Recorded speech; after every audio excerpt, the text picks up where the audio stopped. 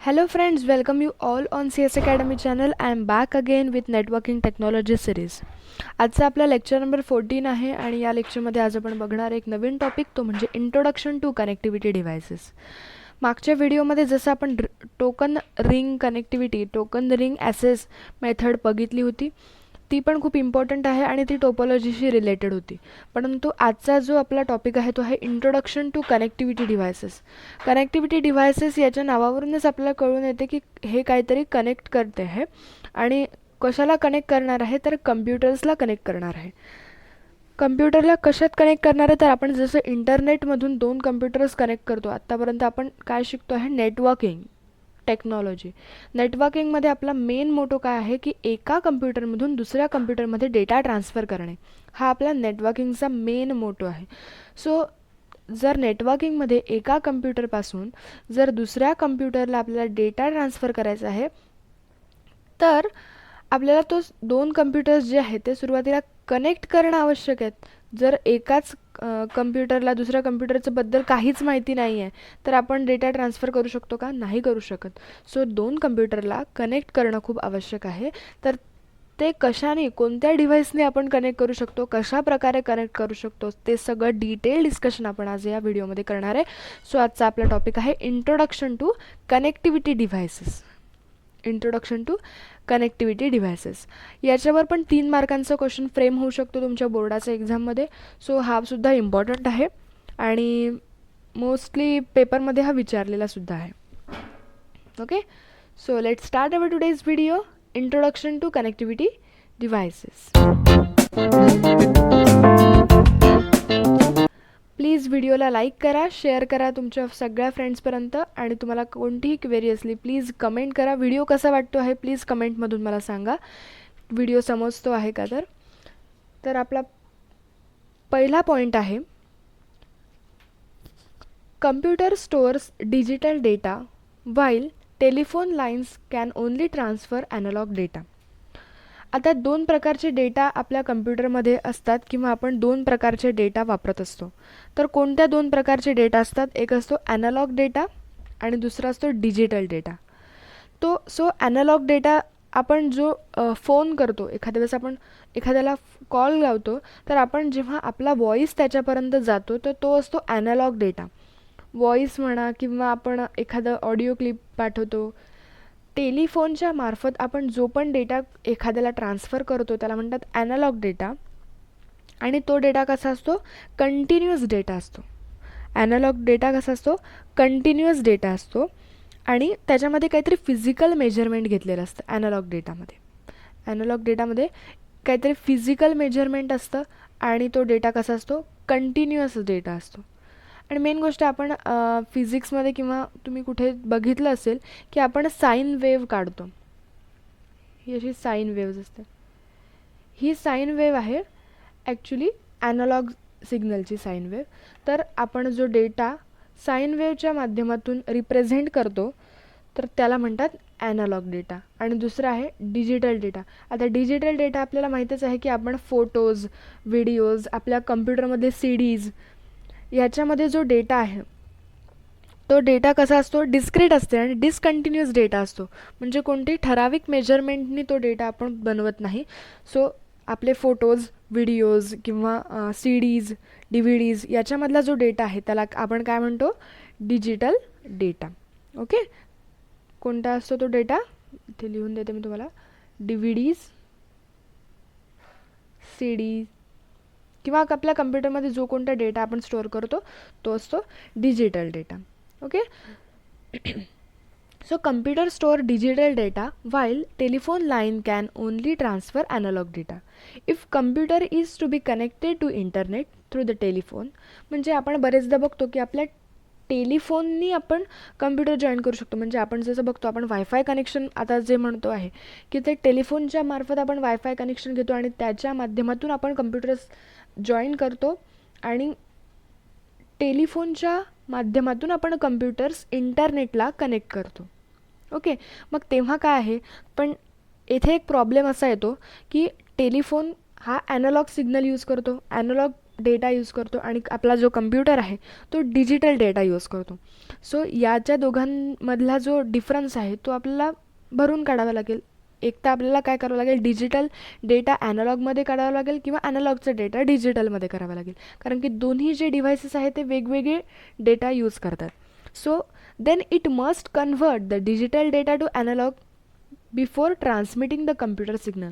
म्हणजे एका कम्प्युटरमधून दुसऱ्या कम्प्युटरमध्ये जर आपल्याला डेटा ट्रान्सफर करायचा आहे, सपोज हा एक कम्प्युटर आहे C1 नावाचं इथे मी कम्प्युटर आहे आणि इकडे आहे C2 नावाचा कम्प्युटर. ओके, हे दोघंजणं आपल्याला कनेक्ट करायचे आहे आणि याचा डेटा आपल्याला याच्याकडे ट्रान्सफर करायचा आहे, C2कडे ट्रान्सफर करायचं आहे. परंतु आपण कशामुळे कनेक्ट केलेलं आहे, कशाच्या माध्यमातून कनेक्ट केलेलं आहे, टेलिफोनच्या माध्यमातून आपण दोन कम्प्युटर्स कनेक्ट केलेले आहेत. बरोबर आहे. टेलिफोनच्या माध्यमातून केले असल्यामुळे की C1ला काय करावं लागेल, पहिले टेलिफोनला आपला डेटा ट्रान्सफर करावा लागेल आणि टेलिफोन मग काय करेल, C2ला डेटा ट्रान्सफर करेल. कारण दोघांच्या मधात काय आहे, टेलिफोन. आणि टेलिफोन कोणता सिग्नल यूज करतो, टेलिफोन सिग्नल यूज करतो ॲनालॉग सिग्नल, आणि कम्प्युटर कोणता सिग्नल यूज करतो, डिजिटल सिग्नल, है ना, डिजिटल सिग्नल. सो इथे आपल्याला काहीतरी कन्व्हर्जन करावं लागेल. इथे आपल्याला कन्व्हर्ट करावं लागेल की डिजिटल टू ॲनालॉग आणि परत ॲनालॉग टू डिजिटल. म्हणूनच इथे म्हटलेलं आहे, computer stores digital data while telephone line can only transfer analog data.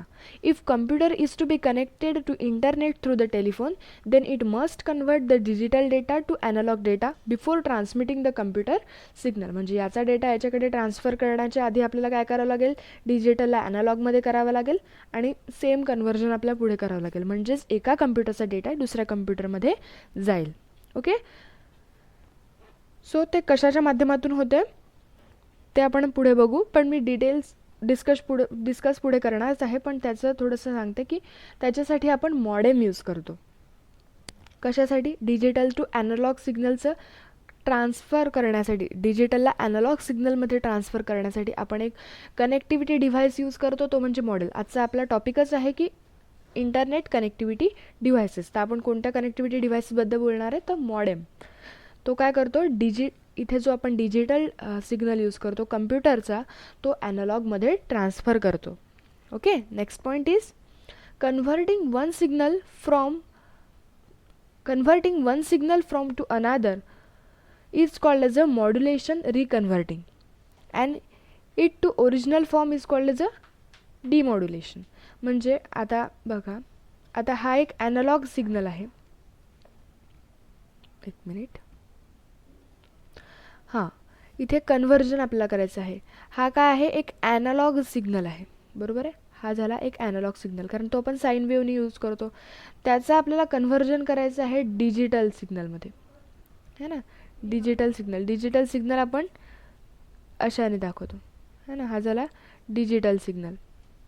Okay, so याचं कन्व्हर्जन आपल्याला याच्यामध्ये करायचं आहे. तर जेव्हा आपण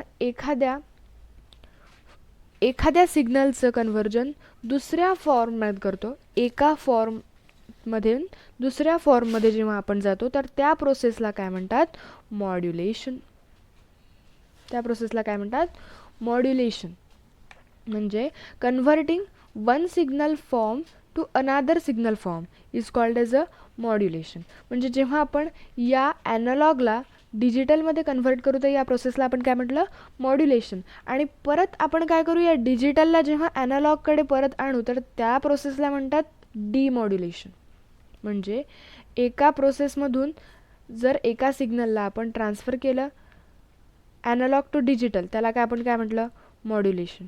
त्याला आपण म्हटलं मॉड्युलेशन, है ना. म्हणजे आपण डिजिटल टू ॲनालॉग केलं, मग परत या डिजिटलला आपण ॲनालॉगमध्ये आणलं, याला काय म्हणतात, डिमॉड्युलेशन, है ना. याला आपण काय म्हणतो, डिमॉड्युलेशन. याला म्हणतो आपण डिमॉड्युलेशन. ओके, म्हणजे ॲनालॉग टू डिजिटल किंवा डिजिटल टू ॲनालॉग. म्हणजे आपण काय करतो, फक्त एका फॉर्मॅटमधून दुसऱ्या फॉर्मॅटमध्ये जर नेतो आहे, तर त्याला म्हणतात, या प्रोसेसला म्हणतात मॉड्युलेशन. आणि परत ज्याच्यातून कन्व्हर्ट केलं त्याला ओरिजिनल फॉर्मॅटमध्ये जर आपल्याला परत आणायचं असेल, तर त्या प्रोसेसला काय म्हणतात, डिमॉड्युलेशन. ओके, त्या प्रोसेसला म्हणतात डिमॉड्युलेशन. डिमॉड्युलेशन म्हणतो आपण त्याला. सो तर हे दोन कन्सेप्ट लक्षात आल्या की मॉड्युलेशन आणि डिमॉड्युलेशन. मॉड्युलेशन म्हणजे एका फॉर्ममधून दुसऱ्या फॉर्ममधून नेणे, त्याला म्हणतात मॉड्युलेशन. आणि व्हॉट इज मीन बाय डिमॉड्युलेशन म्हणजे जो आपण कन्व्हर्ट केलेला डेटा ओरिजिनल फॉर्मॅटमध्ये परत आणणे, त्याला म्हणतात डिमॉड्युलेशन. नेक्स्ट पॉईंट इज आपण मॉडेमबद्दल बोलतो आहेत. सो मॉडेम काय आहे, एक मॉड्युलेटर अँड डिमॉड्युलेटर. म्हणजे मॉडेमच्या माध्यमातून आपण काय करतो आहे, एक सिग्नल दुसऱ्या फॉर्मॅटमध्ये आपण ट्रान्सफर करतो आहे, त्यालाच आपण काय म्हणतो मॉड्युलेटर. जो सिग्नल ट्रान्सफर करतो, सिग्नलचा फॉर्मॅट ट्रान्सफर करतो, त्याला काय आपण म्हणतो मॉड्युलेटर. जो मॉड्युलेशन प्रोसेस करतो त्याला म्हणतो आपण मॉड्युलेटर. जो डिमॉड्युलेशनची प्रक्रिया करतो त्याला म्हणतो आपण डिमॉड्युलेटर. सो मॉडेम काय आहे, modem is a modulator as well as demodulator. Modem is used to connect the computers to the internet. जसं मी तुम्हाला आधीच सांगितलं की आपण मॉडेमबद्दल डिस्कस करत आहे. आणि मॉडेम काय आहे, एक कनेक्टिव्हिटी डिव्हाइस आहे. जेव्हा आपल्याला एखादा कम्प्युटर इंटरनेटशी कनेक्ट करायचा असतो तेव्हा आपल्याला मॉडेमची आवश्यकता असते. So modem is use to connect computer to internet. Modem convert a digital data to analog data and vice versa. जसं मी तुम्हाला इथे डायग्राम काढून दाखवली होती की एक कम्प्युटर आहे, मधात टेलिफोन आहे आणि दुसरा कम्प्युटर आहे. तर एका कम्प्युटरचा डेटा दुसऱ्या कम्प्युटरमध्ये जाण्यासाठी पहिले त्याला काय करावं लागेल, डिजिटल डेटा ॲनालॉगमध्ये कन्व्हर्ट करावं लागेल आणि ॲनालॉगचा डेटा परत डिजिटलमध्ये करावा लागेल. तर ते जे काम आहे ते सगळं काम कोण करतं आहे, मॉडेम करतो आहे. ते सगळं काम कोण करतं आहे, मॉडेम करतो आहे. कारण मॉडेम काय आहे, एक मॉड्युलेटर पण आहे आणि डिमॉड्युलेटर पण आहे. मॉड्युलेटरचं काम काय आहे, मॉड्युलेटर कन्व्हर्ट करतो एका सिग्नलला दुसऱ्या फॉर्मॅटमध्ये, एका सिग्नलच्या फॉर्मॅटपासून दुसऱ्या सिग्नलच्या फॉर्मॅटमध्ये, म्हणजेच digital data to analog data. Okay, आता आपण बघू दे हॅव टू ॲडव्हान्टेजेस. आता इथे एक डायग्राम आहे, ही पहिले डायग्राम आपण समजून घेऊ की काय ॲक्च्युअल प्रोसिजर घडते आहे. इथे एक कम्प्युटर आहे. ओके, हा कम्प्युटर काय करेल, आपला जो डिजिटल डेटा आहे तो डिजिटल डेटा मॉडेमला पाठवेल, है ना. मॉडेमला पाठवल्यानंतर मॉडेम काय परफॉर्म करेल, एक तर मॉड्युलेशन परफॉर्म करेल नाही तर डिमॉड्युलेशन परफॉर्म करेल. तर आपल्याला काय करेल, पहिले तो मॉड्युलेशन परफॉर्म करेल. आता याच्याकडे, या कम्प्युटरकडे कोणता डेटा आहे, या कम्प्युटरकडे आहे डिजिटल डेटा. या कम्प्युटरकडे कोणता डेटा आहे, या कम्प्युटरकडे आहे डिजिटल डेटा, है ना. डिजिटल डेटा त्याला आपल्याला कन्व्हर्ट करावं लागणार आहे कशामध्ये, ॲनालॉग डेटामध्ये. ॲनालॉग डेटामध्ये करावं लागेल ना, कारण की आपल्याला तो टेलिफोनच्या माध्यमातून पाठवायचा आहे. तर मग ॲनालॉग, जेव्हा आपल्याला डिजिटलचं कन्व्हर्जन ॲनालॉगमध्ये करावं लागेल म्हणजे आपल्याला काय करावं लागेल, इथे मॉड्युलेशन परफॉर्म करेल. आणि ते कोण परफॉर्म करेल, मॉडेम परफॉर्म करेल. म्हणजे आपण कम्प्युटरचा डेटा मॉडेमला पाठवला, मॉडेम काय करेल, मॉड्युलेशन परफॉर्म करेल, म्हणजे त्याचा फॉर्मॅट चेंज करेल आणि मग तो काय करेल, ट्रान्सफर करेल, है ना. म्हणजे मॉड्युलेशन परफॉर्म झाल्यावर तो कोणता डेटा बनला, ॲनालॉग डेटा बनला. म्हणजेच टेलिफोन मॉड्युलेशन झालं, म्हणजे टेलिफोनच्या फॉर्मॅटमध्ये डेटा आला. आता जो टेलिफोनकडे डेटा आला तो टेलिफोनचा डेटा आपल्याला दुसऱ्या कम्प्युटरपर्यंत पोहोचवणं आवश्यक आहे, है ना. तर दुसऱ्या कम्प्युटरमध्ये जाण्यासाठी आता इथला जो डेटा आहे तो या दुसऱ्या कम्प्युटरला पाठवण्यासाठी, कारण या कम्प्युटरला पण काय पाहिजे, डिजिटल डेटा. या कम्प्युटरला पण काय पाहिजे, डिजिटल डेटा पाहिजे ना. या कम्प्युटरला पण पाहिजे डिजिटल डेटा. सो हा तर ॲनालॉग डेटा आहे. मग इथे आपल्याला काय परफॉर्म करावं लागेल, डिमॉड्युलेशन परफॉर्म करावं लागेल. डिमॉड्युलेशन म्हणजे काय, ज्याचा चेंज झालेला फॉर्मॅट आहे त्या चेंज झालेल्या फॉर्मॅटमध्ये ओरिजिनल फॉर्मॅटमध्ये आणणे. म्हणजे आता इथला ॲनालॉग सिग्नल इथे परत काय होईल, डिजिटल सिग्नल. कारण तो ओरिजिनल काय होता, डिजिटलच होता. त्याला आपण टेलिफोनसाठी काय केलं होतं, ॲनालॉग सिग्नलमध्ये कन्व्हर्ट केलं होतं. परंतु आता आपल्याला परत तो कम्प्युटरकडे पाठवायसाठी आपल्याला डिमॉड्युलेशन परफॉर्म करावं लागलं आणि म्हणून आपण डेटा कोणता तयार केला, डिजिटल डेटा परफॉर्म केला. आणि इथे कोणती प्रोसिजर वापरली, डिमॉड्युलेशन. आणि हे पण कोणी परफॉर्म केलं, मॉडेमनीच परफॉर्म केलं. ही जी प्रोसिजर आहे ही पण मॉडेमनीच परफॉर्म केली. आणि इथे कोणता डेटा येईल, मग इथे परत डिजिटल डेटा, है ना. इथे परत डिजिटल डेटा येईल. म्हणजे कम्प्युटर पहिले मॉडेमकडे डेटा पाठवेल, मग नंतर तो टेलिफोनमधून ॲनालॉग सिग्नल तयार करेल आणि मग त्याच्यावर डीमॉड्युलेशन परफॉर्म करून तो दुसऱ्या कम्प्युटरपर्यंत डेटा पोहोचवेल. अशी ही सगळी प्रोसिजर परफॉर्म होते. ओके, ही सगळी प्रोसिजर अशी परफॉर्म होते. सो आपण त्याचे एक ॲडव्हान्टेजेस बघू. Modem allow higher speed of transmission on given analog line.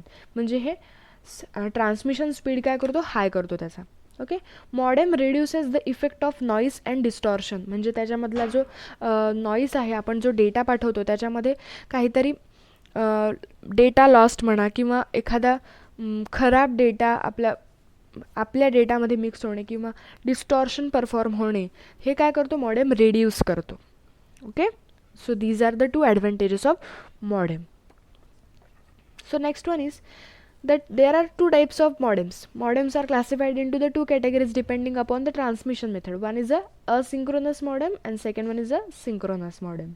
Okay, so first we are going to learn the asynchronous modem. In asynchronous modem, the transmission clock is not used for the synchronization. म्हणजे asynchronous modem मध्ये ट्रान्समिशनचे clock जे आहेत, clock म्हणजे कोणताही timing signal याच्यामध्ये use होत नाही. Next one, here each frame begins with the bit that enable the receiving devices to adjust to the timing of transmitted signal. म्हणजे इथे जी डेटा आपण ट्रान्सफर करतो त्याच्यातला जी पहिली फ्रेम आहे, पहिल्या फ्रेममधला जो बीट आहे तो काय करतो, रिसिविंग जो डिव्हाइस आहे म्हणजे ज्या डिव्हाइसला आपल्याला पाठवायचं आहे, आता ज्याच्याकडे डेटा येणार आहे तो डिव्हाइस कोणता झाला, तो रिसिविंग डिव्हाइस झाला, है ना. त्या रिसिविंग डिव्हाइसला तो एक अलर्ट मेसेज देतो की काय करायचं आहे, की तुमच्याकडे डेटा येत आहे. तो पहिला बीट काय करतो, त्या रिसिविंग डिव्हाइसला एनेबल करून टाकतो. म्हणजे त्यांना सतर्क करतो की ॲक्च्युली तुमच्याकडे डेटा येणार आहे, है ना. तो त्यांना ॲडजस्ट व्हायला लावतो to timing of transmitting signal. नंतर मॅसेज आर केप्ट शॉर्ट. म्हणजे आपण असिंक्रोनस मॉडेम जेव्हा यूज करतो तेव्हा आपल्याला जो मॅसेज पाठवतो तो शॉर्ट आणि म्हणजे ॲडजस्टेबल आणि शॉर्ट मॅसेज असला पाहिजे. ओके, नेक्स्ट असतोच म्हणजे तो असिंक्रोनस मॉडेममध्ये आपण जो मॅसेज पाठवतो तो शॉर्ट असतो. It is use to transmit the character data. म्हणजे असिंक्रोनस मॉडेम आपण कॅरेक्टर डेटा पाठवण्यासाठी यूज करतो. Asynchronous transmission is a simple transmission, inexpensive technology and it is used to PC communication. म्हणजे एका कम्प्युटरशी दुसऱ्या कम्प्युटरसोबत कम्युनिकेशन परफॉर्म करण्यासाठी आपण असिंक्रोनस मॉडेम यूज करतो. ऑब्व्हियसली आपण मॉडेमच कनेक्टिव्हिटी डिव्हाइस असल्यामुळे असिंक्रोनस असो सिंक्रोनस असो आपण ते PC कम्युनिकेशनसाठीच वापरणार आहोत. त्याच्यानंतर असिंक्रोनस ट्रान्समिशन सिम्पल आहे, त्याला जास्त एक्सपेन्सिव्हची गरज नाही आहे, जास्त पैशांची गरज नाही आहे. थोडं आपल्याला ही टेक्नॉलॉजी थोडी इनएक्सपेन्सिव्ह आहे. ओके, सो सिंक्रोनस मॉडेम पाहूया. Synchronous modems are uses the clock on transmitting and receiving devices. म्हणजे याच्यामध्ये टायमिंग सिग्नलला महत्त्व आहे. याच्यामध्ये आपण क्लॉक यूज करतो, जिथे आपण क्लॉक यूज करतो तिथे टायमिंग सिग्नल्स आलेच. Next, it uses a sync signal which is a beat pattern and can be easily recognized by the receiver. जसं असिंक्रोनस मॉडेममध्ये आपण बघितलं होतं की असिंक्रोनस मॉडेममध्ये आपण जी फ्रेम पाठवतो आहे त्याचा पहिला जो बीट आहे तो एनेबल करतो आहे रिसिविंगसाठी, रिसिव्हर डिव्हायसेससाठी. पण सिंक्रोनस मॉडेममध्ये जेव्हा आपण बघतो तो हा काय करतो, एक सिंक नावाचा सिग्नल जनरेट करतो. आणि सिंक नावाचा सिग्नल म्हणजे काय आहे, एक बीट पॅटर्न आहे, एक बीटचं पॅटर्न आहे. आणि तो काय करतो की लगेच आपला रिसिव्हर कोणता आहे त्याला रिकग्नाइज करतो आणि त्याच्यापर्यंत आपला जो डेटा आहे तो ट्रान्सफर करतो. Okay, a wide variety of data type can be transmitted. जसं असिंक्रोनसमध्ये आपण फक्त कॅरेक्टर डेटा पाठवू शकत होतो, परंतु सिंक्रोनस मॉडेममध्ये आपण वाईड व्हेरायटी ऑफ डेटा म्हणजे जसं इमेज, व्हिडिओज, फोटोज, DVDsमधला डेटा, फाईल्स, आपल्या काही पण आपण व्हेरायटी ऑफ डेटा ट्रान्सफर करू शकत होतो. Okay, next, a long series of bit can be also transmitted. याच्यामध्ये आपण लॉंग सिरीजचा जो लॉंग मॅसेज आहे तो लॉंग मॅसेजसुद्धा आपण सिंक्रोनस मॉडेमच्या माध्यमातून पाठवू शकतो. असिंक्रोनस मॉडेममध्ये आपण मॅसेज शॉर्ट ठेवतो आहे, पण सिंक्रोनस मॉडेममध्ये आपण काय करतो आहे, long series of bit can also be transmitted. Okay, so these are the two types of modems. And we already covered what is modem, what is the connectivity devices, how it performs. Okay, so thank you so much for watching this video. We will catch you in next video. Please share this video, subscribe our channel.